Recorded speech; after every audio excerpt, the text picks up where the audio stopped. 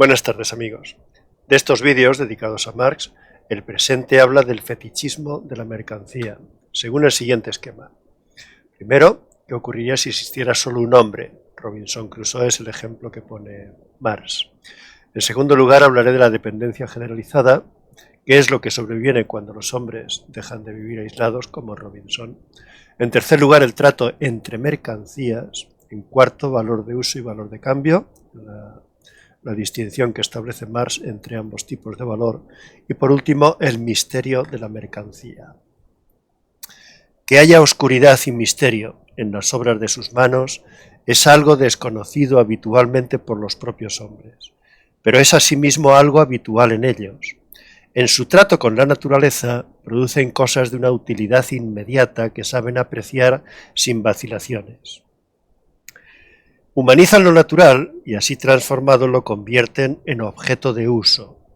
No hay otra alternativa para ellos si pretenden satisfacer sus necesidades, cualesquiera que sean. Si solamente existiera un hombre, consumiría los bienes que produjera él mismo. En estos no habría nada oculto para él. Robinson, en su isla, lleva a cabo diversos trabajos: caza, pesca, construye herramientas, fabrica muebles, etc. Todos son más o menos útiles, sea para su supervivencia o sea para su distracción. Las actividades son distintas, pero Robinson es uno. Nada hay de extraño en todo ello. Algunos les cuestan más esfuerzo que otros, dependiendo de su destreza o de la resistencia que le opone la naturaleza, pero no son un obstáculo para que lleve la cuenta del trabajo que emplea en hacer cada cosa, de los bienes de uso producidos, de las funciones asignadas a cada herramienta, etc. La sola existencia de un inventario así muestra a las claras su situación. Su trabajo es privado y su consumo también lo es. La relación entre ambos, además, es directa. ¿Qué enigma podría ocultarse tras ella, tras esa relación? Cierto es que se trata de una situación irremediablemente perdida. Sin embargo, su desaparición no bastaría para que la clave que le sostenía hubiera variado. Podría existir una sociedad compuesta de Robinsones en la que cada uno también consumiera lo que produjera y todo estaría igualmente claro. Las cosas producidas por la actividad de cada uno de ellos serían tan distintas como las actividades mismas, y no podrían introducirse equivalencias entre las primeras ni entre las segundas. El manto oscuro del enigma empieza a extenderse a partir del instante en que nadie consume lo que produce. Los trabajos individuales dejan de estar cerrados sobre sí mismos, de girar alrededor de sus ejecutores y comienzan a entrar en relación unos con otros.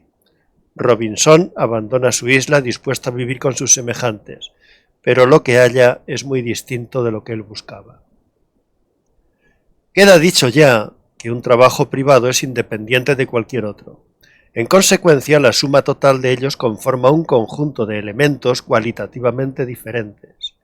De ahí se sigue que cuantas más sean las diferencias, mayor será la complejidad del sistema global. Como cada hombre satisface sus necesidades solamente por las actividades de otros hombres, como nadie consume lo que produce, la libertad que a cada uno proporcionaba su isla, que consistía en trabajar para sí y consumir el fruto de su propio trabajo, cede su lugar a la dependencia generalizada. Todos dependen de todos. Este sistema es la división social del trabajo y el conjunto de actividades que lo integran, el trabajo social global. A su vez, esta fragmentación de las actividades conduce inevitablemente al intercambio de los bienes producidos. Luego, la organización social del trabajo ocasiona la producción de bienes para el mercado y no al revés.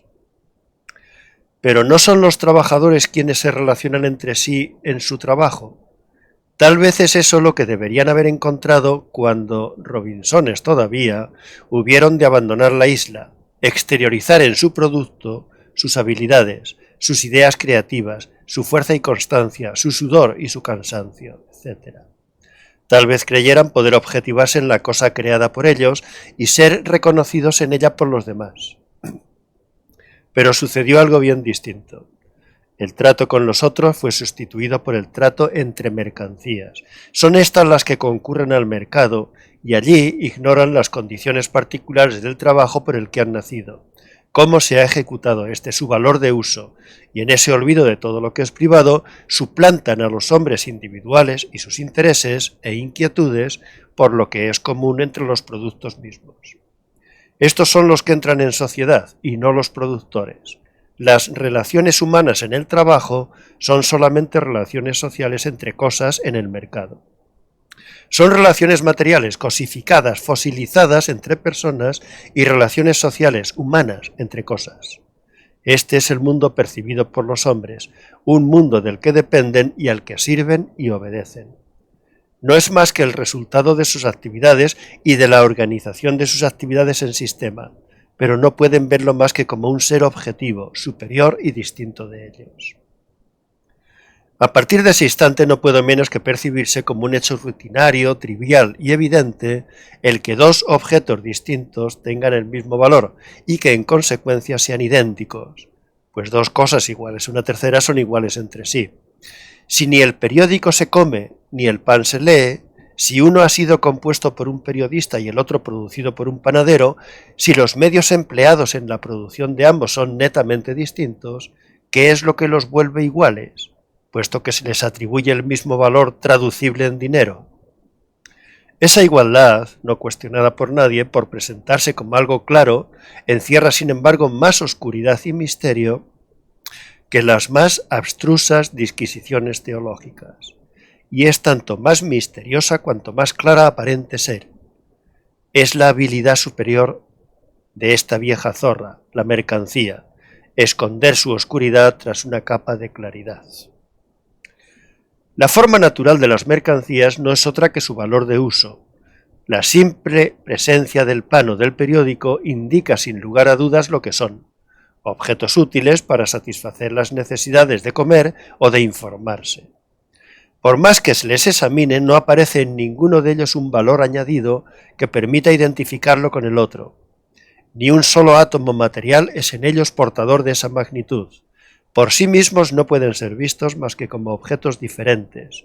Son distintas sus utilidades, variados los trabajos que los han producido. Su valor es en principio únicamente valor de uso. ¿De dónde les viene entonces lo que los identifica? Su valor de cambio, que ha permitido que cosas entre sí desiguales dejen de comportarse como desiguales y muestren solamente algo que las hace ser una sola cosa. Los productos se equiparan unos a otros en las relaciones que mantienen entre sí, pues son ellos quienes entran en sociedad y no los hombres.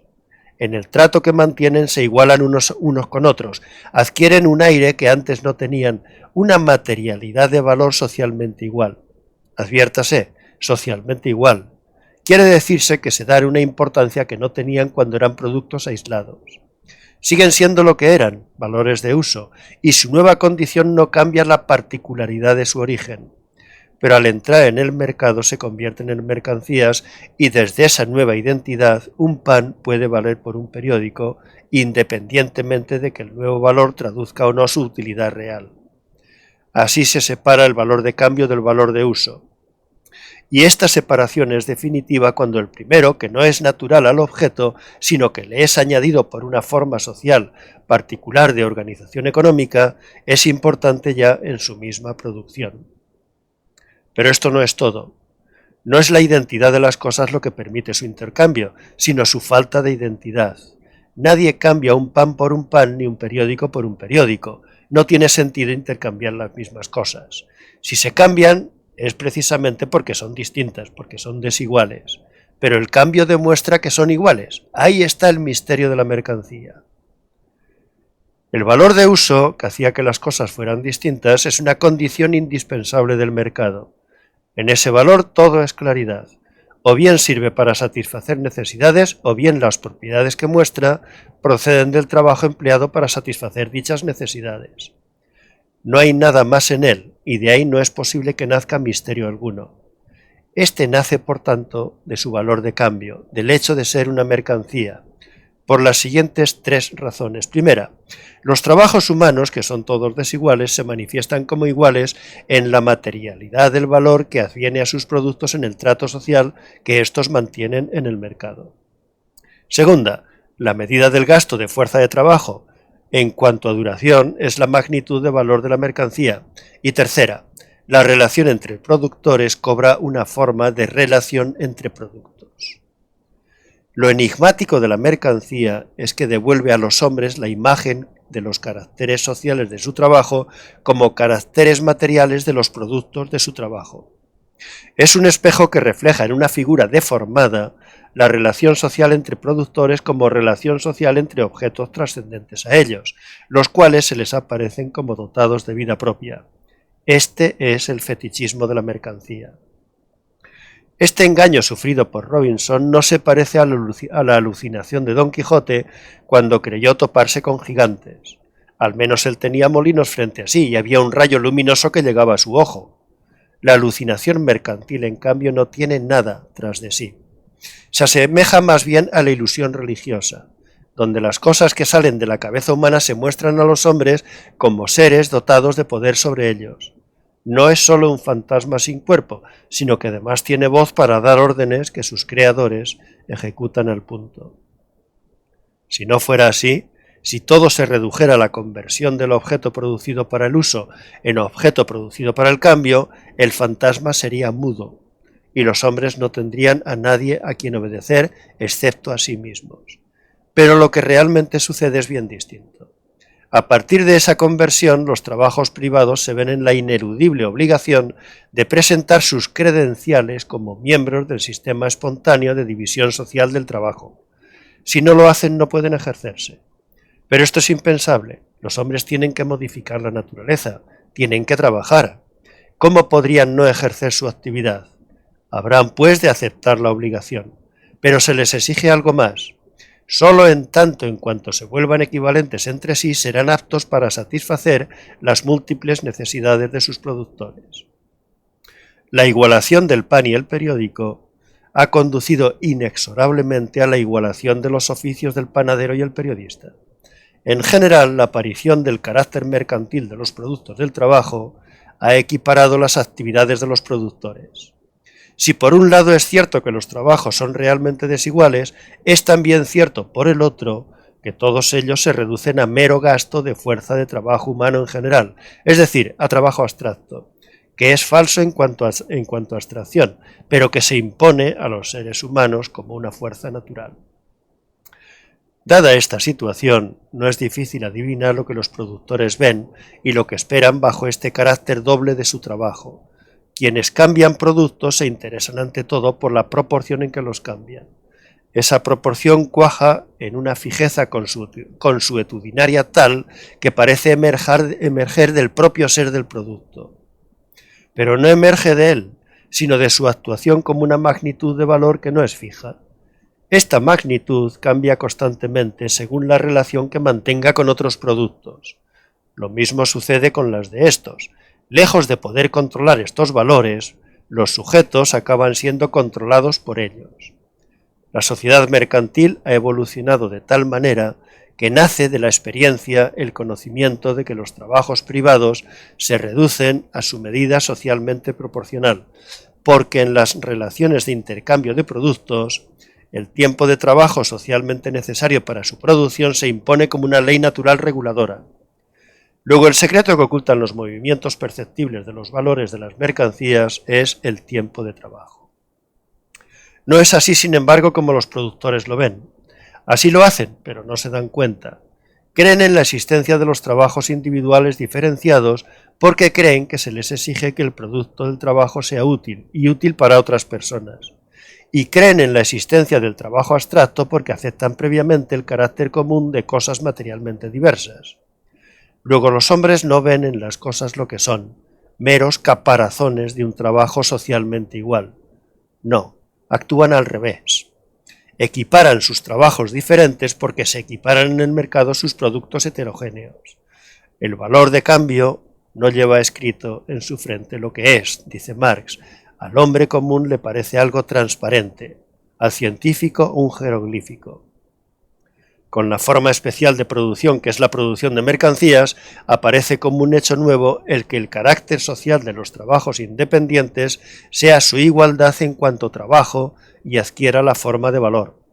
Este descubrimiento científico no impide, por supuesto, que el hecho se siga repitiendo, como el descubrimiento del oxígeno no impidió que los hombres siguieran respirando lo que venían respirando desde siempre, oxígeno.